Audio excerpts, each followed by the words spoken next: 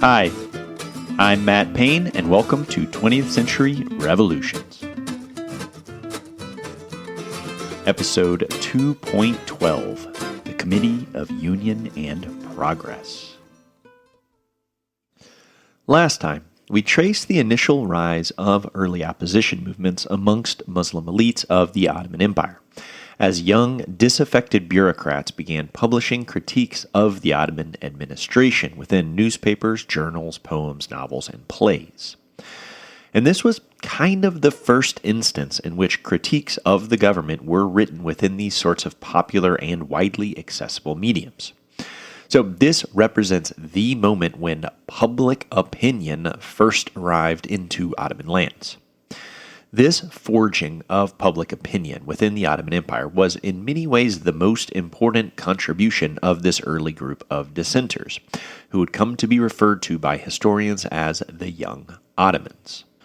The later generation of Young Turks would take up this mantle of reawakening Ottoman public opinion, after Abdul Hamid had successfully smothered the older generation of Young Ottomans during the 1880s, when he tried to put this newfangled thing called public opinion back into the bottle, censoring newspapers and books, increasing surveillance with his new secret police, and shutting down oppositional groups.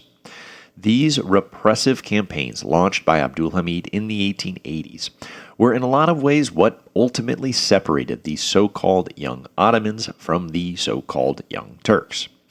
Because the ideological divide between Young Ottomans and Young Turks is not at all clean, and the transition from the older generation of Young Ottomans to the younger generation of Young Turks happened pretty organically. In the end, this divide between the Young Turks and Young Ottomans was generational more than anything else, because the defining ideology of both groups was Ottomanism, the idea that the empire should be reformed in such a way as to become more unified, with the different religious groups of the empire being transformed into equal Ottoman citizens, whose loyalty was no longer to their religion or ethnic group, but instead to the Ottoman nation. Ottomanism was the core ideology of the Young Ottomans, and will continue to be one of the core ideologies of the later generation of Young Turks, who will look towards the Young Ottomans as heroes and martyrs in the great struggle against sultanic despotism. In the decades leading up to and following the Constitutional Revolution of 1908, the opposition movement to Sultan Abdul Hamid will come to center around the group known in history as the Committee of Union and Progress, or the CUP for short. So in continuing our story of the Muslim opposition, we now turn to the founding of this committee that will one day establish complete one-party dictatorial rule over the Ottoman Empire and lead it through to its final collapse. The earliest roots of the Committee of Union and Progress can be traced back to the Royal Medical Academy in Istanbul. As Abdul Hamid's reign became increasingly repressive in the 1880s, an anti-establishment movement would begin to emerge within the royal colleges of the empire, and this student opposition movement would become most pronounced within the Royal Medical Academy. And medical doctors will go on to play a major role in the revolutionary movement, especially early on. And if the French Revolution was defined by the ongoing presence of lawyers, just everywhere you look, lawyers left and right, then the Young Turk Revolution will be defined by the ongoing presence of doctors. Everywhere you look, just doctors left and right. And the reason that it would be the medical schools where the nucleus of the Young Turks would first form largely stems from the influence of a scientific movement called biological materialism within the curricula of the empire's medical schools. Okay, so what in the heck is biological materialism, and why does it matter? The late 19th century was a time when the European intellectual world running from Istanbul to Paris was getting pretty pumped about science. There was a growing sense amongst many educated elites of the time that everything, and I mean everything, could be explained through science, and that religion, philosophy, and mysticism were just a bunch of unverifiable nonsense. The central figure in this budding movement was Charles Darwin and his theory of evolution. Many scientists and philosophers of the time came to feel that the theory of evolution had dealt the ultimate death blow to creationism, and therefore to the major Abrahamic religions, Judaism, Christianity, and Islam.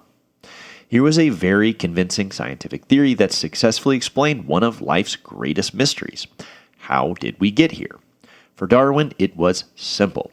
We started as tiny microorganisms, and then over time, everything slowly mutated and evolved through a process of natural selection to become trees, flowers, birds, lions, insects, and humans.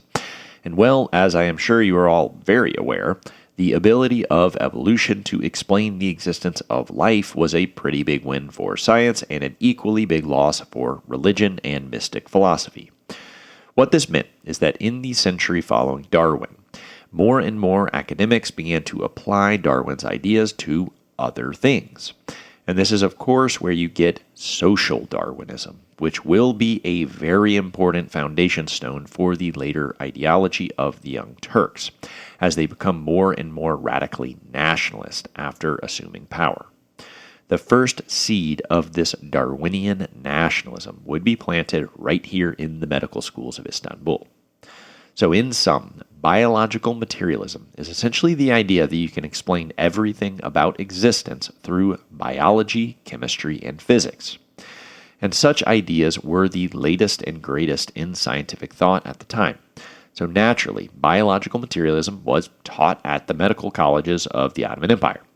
And the reason that this would lead medical students to begin to form pockets of political opposition to the Sultan is because, as we know, Abdul Hamid had tried very hard to bring Islamic fundamentalism back because pan-Islam was a central part of his imperial rule. Remember, Sultan Abdul Hamid began to deploy the unifying power of Islam in an effort to hold together his fracturing empire by strengthening the bonds between Arabs, Albanians, Kurds, Circassians, Turks, and so on. What we need to keep in mind here is that this turn towards Islamic fundamentalism was seen by many Ottoman elites as an effort to wind the clock back to a time of ignorant superstition. Because as we touched upon last week, a big part of the Tanzimat reforms of the 19th century had been the introduction of Western secular thought to Ottoman lands.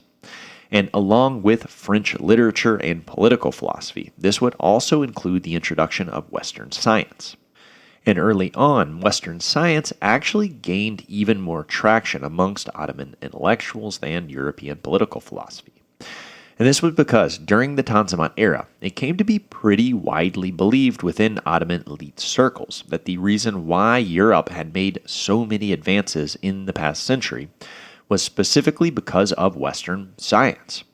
And so, round about the 1850s, academic thought and scholarly discourse came to be dominated by a scientific point of view rather than a religious point of view. Now, the tension between religious thought and scientific thought would follow a very different trajectory in Ottoman lands than in the Christian nations of Western Europe. And an anecdotal example that is kind of interesting and helps to highlight this difference. The word that had always been used to describe scientific thought was the same word that was used to describe religious thought. Among Ottoman intellectuals, the Arabic word ilma, which essentially just means knowledge, was used to refer to inquiries into both science and religion. So in Ottoman circles, there was initially a much smoother transition from the religion of God to the religion of science. And this had a lot to do with the nature of Islam, which historically had been much more open to other forms of knowledge and inquiry than was Christianity. And in a couple of weeks, we will be doing a full episode on Islamic political and scientific philosophy, so more on all of this later. Of course, the rise of scientific secular thought in Ottoman lands would inevitably lead to a clash between the defenders of traditional religion and the defenders of scientific progress. But throughout much of the 19th century, there was a growing sense amongst Ottoman intellectuals that Western-style science was the future and religious fundamentalism was the past. Okay, I know I am oversimplifying this an insane amount, and Islam continued to play a major role in Ottoman society and imperial governance throughout the Tanzimat era. And now that we are shifting our focus towards the Muslim opposition, we will have to take some time to closely investigate the relationship between Islam as a religion, Islam as a political philosophy and code of laws, and Islam as a philosophical mode of inquiry. Because within the Islamic world, the dualistic separation between things like religion and the state, or religion and science, just simply do not have the same meaning as they do in Western countries influenced by Judeo-Christian and secular traditions. From its very earliest days, Islam was both a religion as well as a political mode of governance and an intellectual and oftentimes scientific modus operandi. To put it extremely simply for now, because again we are coming back to this in a couple weeks, things like the separation of church and state and the rivalry between religion and science just didn't have the same meaning in Islamic countries, and this was especially true in the 19th century before such Western concepts had become so widespread. So it is important to understand from the outset that for Western observers, like myself, we have to check a lot of our intellectual baggage at the door. And an illuminating example of this can actually be found amongst the young Ottomans, who we discussed last week. Because along with promoting the doctrine of Ottomanism, the young Ottomans were also early proponents of Islamic modernism, the idea that Islam should be updated and reinvigorated in order to adapt to the new challenges faced in the modern world. Islamic modernism is going to become super duper important, especially in the years directly following World War I, as the Islamic world grapples with the fall of the Ottoman Caliphate and the subsequent introduction of widespread European imperialism throughout the Muslim world. The defining question of Islamic modernism was basically how should Muslims respond to Western modernization and European colonial domination. And this was also in many ways the defining question facing young Ottomans like Namik Kemal, Ibrahim Senyasi, and Midhat Pasha. So even though these figures are often cited as being proto-Turkish nationalists, they were also proto-Islamic modernists. And this is especially illuminating because one of the biggest splits in the Islamic world following World War I will come to center around the divide between secular nationalism and Islamic fundamentalism. For the young Ottomans who were active 50 years before this rupture, there really wasn't any issue because they argued that Islam was in fact completely compatible with Western science and with Western forms of government. And this is why you would hear Midhat Pasha say things like, "In Islam, the principle of government rests upon bases essentially democratic, inasmuch as the sovereignty of the people is therein recognized." For Islamic modernists like the young Ottomans and Midhat Pasha, the early Islamic communities founded by the Prophet Muhammad were inherently egalitarian and democratic, and the golden age of Islam during the Middle Ages had been defined by a focus on rational thought, which had led to very significant breakthroughs in science, medicine, philosophy, and politics. So, for these early Islamic modernists, the problem was not Islam itself, but what Islam had become in recent centuries, as it had been co-opted by imperial regimes and despotic sultans who put religious scholars and Islamic judges on the imperial payroll, with the purpose of simply deploying Islam as a tool for keeping the masses ignorant and for upholding their own autocratic rule. Okay, so with all of that said, the Tanzimat era had put a new emphasis on Western-style secularism, and this new focus on scientific thinking had a major impact on the way people thought within elite circles. Politically speaking, Tanzimat reformers had, in their effort to modernize the empire, severely curtailed the influence of these religious scholars and Islamic judges. And the power that these religious leaders had over politics was in many ways lost to Western-facing secularists, who began proselytizing about the potential benefits of adopting Western-style political thought and scientific methods.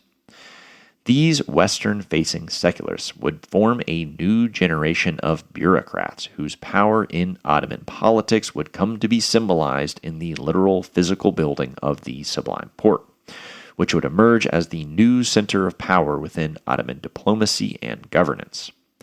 To summarize, during the Tanzimat era, the power of the new bureaucracy at the Sublime Porte began to eclipse the power of the religious scholars and Islamic judges.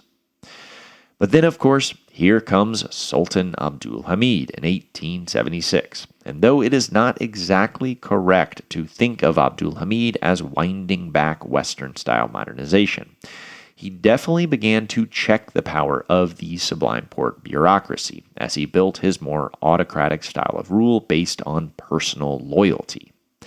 And the Sultan also began to reincorporate Islamic rhetoric and religious rituals as he sought to heighten his legitimacy as an absolute ruler, placing new emphasis on his role as the Islamic caliph, spiritual leader of the broader Islamic world. Now, this move by Abdul Hamid to deploy pan-Islam and put new emphasis on his role as caliph was yet another example of his adroit politicking. Because, as we just said, the young Ottomans themselves had just pushed for further unity between the different Islamic groups of the empire. And a central aspect of Islamic modernism was developing this emergent ideology of pan-Islam. So, in a lot of ways, Abdul Hamid simply co-opted this aspect of Islamic modernism from the young Ottomans as he built his updated version of sultanic rule, redefining Ottomanism as exclusively Islamic rather than as including all the subjects of the empire. And then, of course, Abdul Hamid had also quietly dropped the part where the young Ottomans had argued that the true Islam was in fact democratic and rational, as Abdul Hamid had done away with the 1876 Midhat Constitution and reinvented his inherited role as the Islamic Caliph, using this position as the leader of the Muslim world in order to solidify his more personalized style of autocracy. So these were the kind of things that offended many Ottoman elites who came to oppose Abdul Hamid in the 1880s. Because it sure seemed like he was trying to reassert an outdated style of despotic rule that hadn't been seen since before the Tanzimat. This was made all the more infuriating by the fact that Abdul Hamid had been put into power by these very same Western-facing secularists, whom he later would come to repress. Because you may remember that one of the first moves Sultan Abdul Hamid made in his effort to solidify his personalized rule was to exile, arrest, and then secretly organize the assassination of former Grand Vizier Midhat Pasha, who was widely recognized as being sympathetic to the young Ottomans, and who was the primary conspirator who had brought Abdul Hamid to power in the first place. As we said last week, the young Ottomans had initially hoped that Abdul Hamid would introduce a more enlightened style of rule to the Ottoman Empire, but instead he had introduced autocracy and done away with their leader. The exile, arrest, and assassination of Midhat Pasha in 1883 was a major symbolic moment in the rule of Abdul Hamid, as the Sultan had successfully done away with the most powerful leader of the liberal opposition and the last great statesman of the Tanzimat era.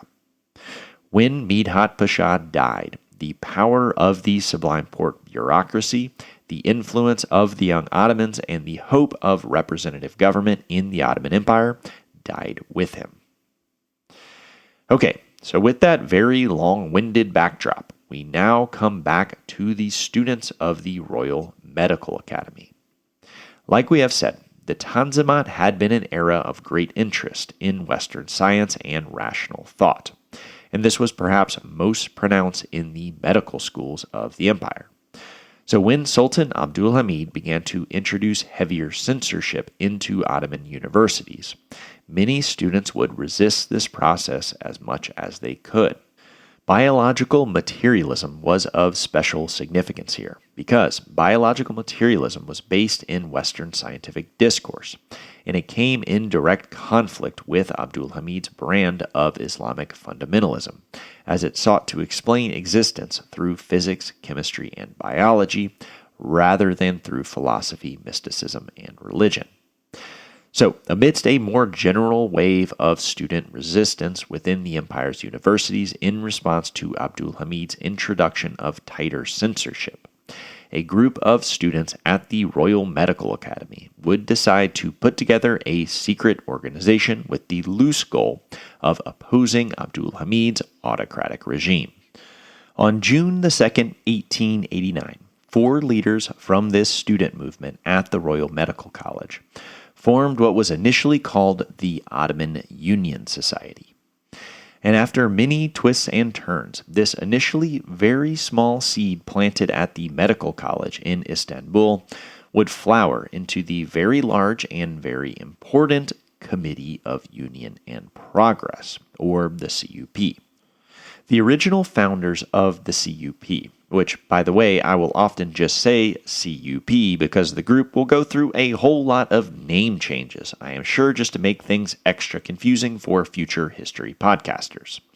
But the original founders of the CUP were 4 students whose names I am going to give you, because they will go on to be important within Ottoman politics, though, as we will see, not necessarily within the CUP, but oftentimes in direct opposition to the CUP, which should foreshadow some of the inter-party conflict and fierce backbiting that is to come. The original founders of the CUP were Ibrahim Timo, Abdullah Cevdet, Mehmed Rashid, and Ishak Shakuti. And again, foreshadowing future divisions. Amongst these original founders of the CUP, the group that will become the heart of the so-called Young Turk movement, not a single one of these original founders was actually ethnically Turkish.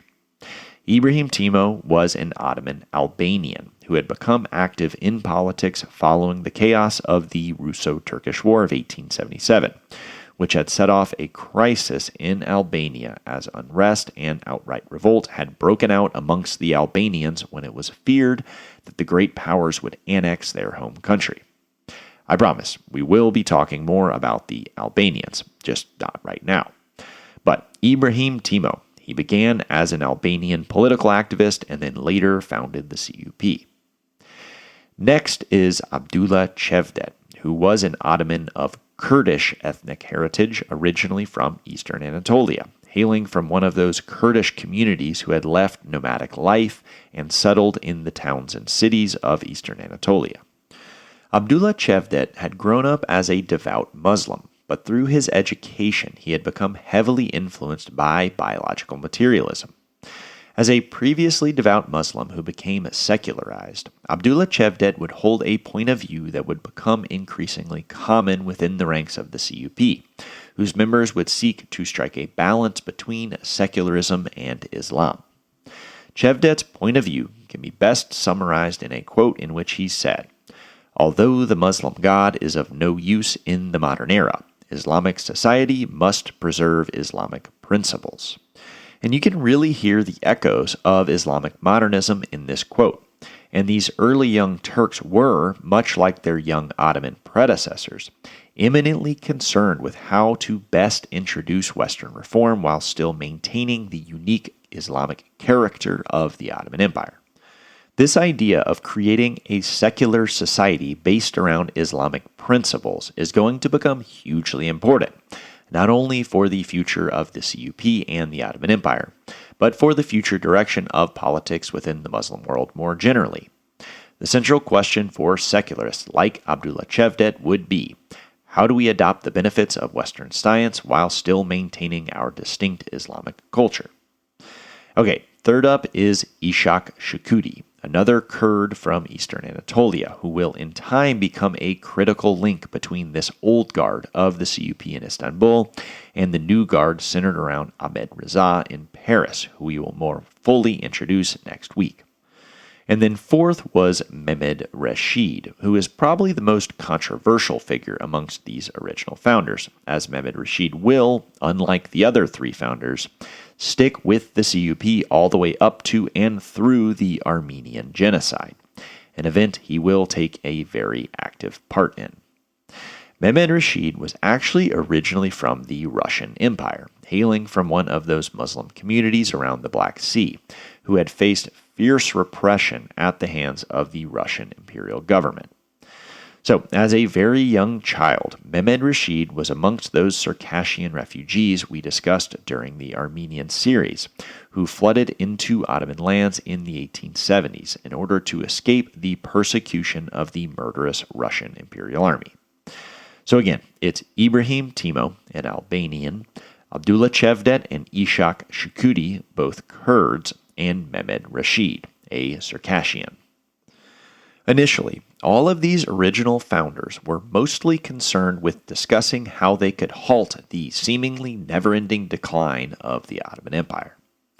As members of the now submerged class of Western-facing secularists, these early founders quickly unified around the idea of bringing the 1876 Constitution of Midhat Pasha back, feeling that the reinstatement of representative government was the necessary prerequisite for saving the empire from both Abdul Hamid's absolutism and from the foreign encroachment of the imperialistic Western powers. So from the very beginning, the reinstatement of Midhat's 1876 Constitution was the raison d'etre of the CUP. For the rest of 1889, the CUP's founders would host a few preliminary meetings as they began to secretly recruit members at the medical school and at other universities throughout Istanbul. In these early days, Ibrahim Timo was the most active in recruiting, and through his tireless efforts, the society quickly began to grow in size. Then, in 1890, the CUP would hold its first official public meeting. And following their heroes from the French Revolution, this inaugural meeting would be held under the guise of a good old banquet. And this banquet would take place at a vineyard previously owned by none other than Midhat Pasha. And the decision to hold this banquet at the vineyard of the former Grand Vizier and mastermind of the 1876 Constitution was very intentional. For the founders of the CUP, Midhat Pasha was nothing less than a legend. This meeting at Midhat Pasha's vineyard was the moment when the CUP was transformed from being a small group of radical students to being a full-blown secret society. Present at this banquet were not only medical students, but also imperial bureaucrats, because Ibrahim Timo had successfully infiltrated several different government ministries. At this meeting, members were given numerical identifications, with Ibrahim Timo being given 1/1, and the other original founders received 1/2, 1/3, etc. A complex organizational framework was then designed for the committee, and this party structure was modeled off of a hodgepodge of other revolutionary groups. At the banquet, Ibrahim Timo expounded upon the benefits of integrating the secretive structure of the Greek Philikiatairia, which in the years leading up to the Greek Revolution had developed a secret language, kept membership hidden from lower-ranking members, and held ritualistic initiation ceremonies. Then another member suggested that they model themselves off of the Russian Narodists, that countercultural movement whose members had fed into People's Will and into the Russian Marxist groups. And then there has also been a lot of speculation amongst historians about the influence of the Italian Carbonari on the CUP. And while there is less direct evidence for this, it is still very likely that the CUP founders were at least aware of the Carbonari and also looked to them for inspiration. But it is important to note that these revolutionary groups, the Philikiatairia, the Narodists, and the Carbonari, primarily provided inspiration for the CUP in terms of their secret organizational structure, meaning that the influence had less to do with ideology or revolutionary goals. Because honestly, at this point, the CUP was still working out their ideology and goals, having not thought that far beyond simply wanting to oppose Abdul Hamid, reinstate the Midhat constitution, continue modernizing the empire, and reintroduce representative government. Throughout the early 1890s, the CUP would focus their efforts on aggressively recruiting members, with the first batch of recruits being pulled from the Royal School of Administration and the Royal War Academy. And these three academies, the Medical Academy, the School of Administration, and the War Academy, nicely illustrate the general makeup of the CUP in its early years, as members were usually young doctors, young imperial bureaucrats, and young junior army officers. And these young, lower-ranking officials would use their insider positions to try and recruit members who were higher up in the imperial chain of command. And they actually had a lot of success in this effort, as many administrators and officers had also grown to dislike the autocratic style of Abdul Hamid, and saw membership in the CUP as a great opportunity to resist it. So the CUP basically began targeting members of the old Tanzimat bureaucracy at the Sublime Porte, the former followers of Midhat Pasha, whose power had been checked by Abdul Hamid in the 1880s. Even though the CUP would go to great lengths to keep their activities a secret, Abdul Hamid's secret police became aware of their existence almost immediately, likely because they were literally trying to recruit bureaucrats from the Sultan's administration. And the committee's founder, Ibrahim Timo, had actually been arrested in the summer of 1890, even before the banquet at the vineyard of Midhat Pasha. But in these early days, the Sultan would maintain a somewhat lenient policy, because the palace mostly viewed all of this as like an annoying and harmless student movement. So Ibrahim Timo was quickly released after being briefly interrogated at Yildiz Palace. And seeing as he went on to become member 1/1 of the CUP just a couple of months later, I think we can safely say that Ibrahim Timo did not really learn any lessons from this run-in with the Sultan's secret police. As the CUP continued to gain influence amongst the students at the royal academies and amongst low-ranking bureaucrats and officers at the Sublime Porte, the Sultan did grow increasingly concerned about their activities. So in 1894, the palace reorganized the royal academies to put them under tighter surveillance. And then they dispatched several spies to infiltrate the CUP. And after this surveillance mission, these student spies came back to the secret police and reported that, quote, all students at the Royal Medical Academy had ideas against the establishment. The school is full of banned publications, and in the near future, seditious activities will be undertaken. And well, after hearing this, the palace decided that they needed to take action. The Sultan's secret police launched a campaign of arrests and began searching through the personal belongings of students at the royal universities. And during these raids, the authorities even found copies of, gasp, works by Jean-Jacques Rousseau. So yeah, these students are clearly up to no good. But in all seriousness, this little anecdote does give you an idea of how in the early days of the CUP, the movement was kind of limited to a bunch of college students trying to read banned books and secretly put up posters of Midhat Pasha and Prince Murad in their dorm room. But these initial arrests would force several students to flee to Europe and to Egypt, beginning a process that would, over the coming years, eventually see hundreds of exiles being forced to leave the Ottoman Empire and to set up shop in European cities, such as Geneva and Paris, as well as in Cairo, where they would be offered the protection of the British.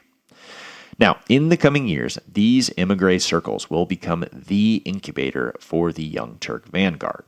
But we will focus on the doings of the exiles in Paris and Geneva more closely next week, keeping our focus today on the Istanbul center. This initial spat of arrests really only drove the CUP members who remained in the imperial capital to further accelerate their recruiting efforts.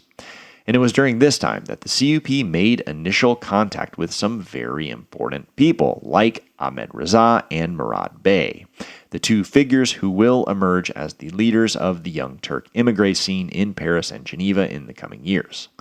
Then things began to get very real very fast in the summer of 1895, because, as we know from having just covered the Armenian resistance, the summer of 1895 was when the Hunchaks led their march down to the Sublime Porte, which had set off a pogrom in Constantinople, and these events reverberated all across the empire and led the Hamidian massacres to begin in earnest. The Hamidian massacres put a big, giant international spotlight on Sultan Abdul Hamid's government, and the CUP did everything they could to use the crisis surrounding the Armenian massacres to launch broadsides against the Sultan's regime. The CUP began distributing leaflets amongst soldiers at the military academy and amongst sailors at the naval academy. And these leaflets deeply criticized the Sultan and said things like, "Your predecessors helped the people. Are you sleeping?" Then, during the Armenian demonstration outside of the Sublime Porte, CUP founders Ibrahim Timo and Ishak Shikuti distributed pamphlets, with the majority of these pamphlets given out at mosques as they called on all Muslims to take revolutionary action against Abdul Hamid. And then, as the crisis deepened in the capital, the CUP began to distribute pamphlets that called on Muslims and Christians to unite against their common enemies, the Red Sultan and his cronies. Even though these were very powerful criticisms of the Sultan made at a time when Abdul Hamid was extremely vulnerable, the Sultan would make it out of the crisis of the Hamidian massacres with his power still intact. And perhaps most importantly, Abdul Hamid successfully avoided a significant great power intervention. Because while the great powers did help negotiate deals between the Armenian revolutionaries and the imperial government, no significant diplomatic or military advance was made against the Ottomans as a result of the massacres.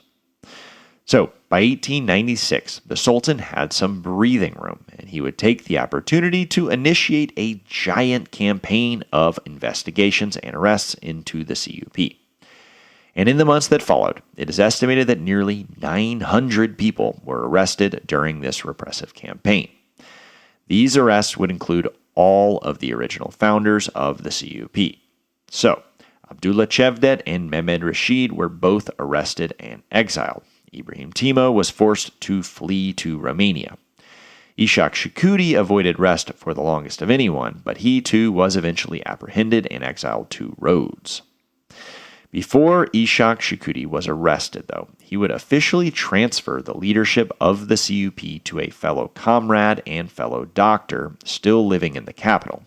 And after some back and forths and several shakeups, the CUP would actually end up being taken over by a very high-ranking bureaucrat in the Imperial War Office.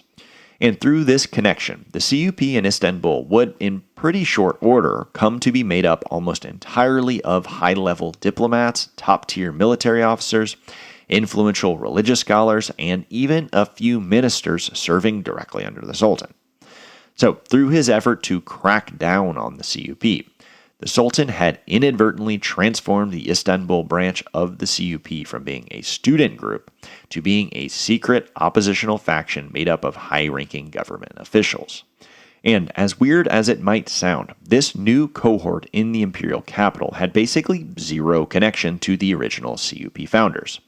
And from his exile in Romania, Ibrahim Timo admitted that he didn't even know the new leader of the CUP. But the point is, some very powerful people had now taken over the operational structure of the committee in the imperial capital. And this was a very dangerous situation for Abdul Hamid. As more and more high-ranking officials began joining the committee, the Imperial War Office essentially transformed into the center of CUP operations in Istanbul. And at the same time that the imperial bureaucracy was being infiltrated by the CUP, European public opinion was once again turning against the Sultan as a result of the continued violence against Armenians in early 1896. And all of this was feeling eerily similar to 1876, when European public opinion surrounding the Bulgarian horrors had precipitated the Great Eastern Crisis and eventually led to the series of coups that had placed Abdul Hamid on the throne. So everyone began to expect some sort of coup to take place amidst the general feeling of apocalypse and mass chaos. In September of 1896, just a month after the Dashnak Bank takeover, generalized unrest began to grip Istanbul as religious students began to demonstrate against the Sultan and as the Armenian Dashnaks continued to agitate in the capital, distributing leaflets calling upon Muslims to unite with them in an effort to overthrow the Sultan. So, the high-ranking officials of the newly organized CUP decided that the moment was now ripe for a coup, and so planning began in earnest. However, because this coup was being discussed amongst so many people in such high levels of office, the plans were leaked to the Sultan and his secret police. As a result, another massive campaign of arrests was initiated by the palace, and around 350 people were apprehended and exiled to remote parts of the empire and abroad. But this latest wave of arrests was not perpetrated against students and young professionals, but against some of the highest-ranking military officers, bureaucrats, police chiefs, and religious scholars in the capital, including the military commander of Istanbul, the police commissioner, and the commander of the Imperial Gendarmerie. So, the Sultan had once again successfully stamped out the opposition in the imperial capital, and this time, the Istanbul branch of the CUP would not be able to make a significant comeback. But even though the failed coup of 1896 would be a major setback, it would certainly not be the end of the Young Turk movement. And now that Istanbul had proven to be quite an unwelcoming place for the enemies of the Sultan, the center of operations for the CUP would move abroad, as the branches in Paris, Geneva, and Cairo emerged as the new centers of the opposition movement. And these new centers in Europe and Egypt were now just absolutely brimming with exiles from all walks of Ottoman life, as literally thousands of exiled students, doctors, professors, lawyers, religious scholars, bureaucrats, police, and military officers began to swell the ranks of the CUP's emerging emigre movement, and living safely under the protection of the governments of Europe. The Young Turks would feel newly emboldened to launch even harsher rhetorical onslaughts against Abdul Hamid. So, next week we will turn our attention to this emigre movement and focus on the figure who will emerge as the most persistent thorn in the Sultan's side, Ahmed Reza. So, join me next time as we follow the Young Turks in exile.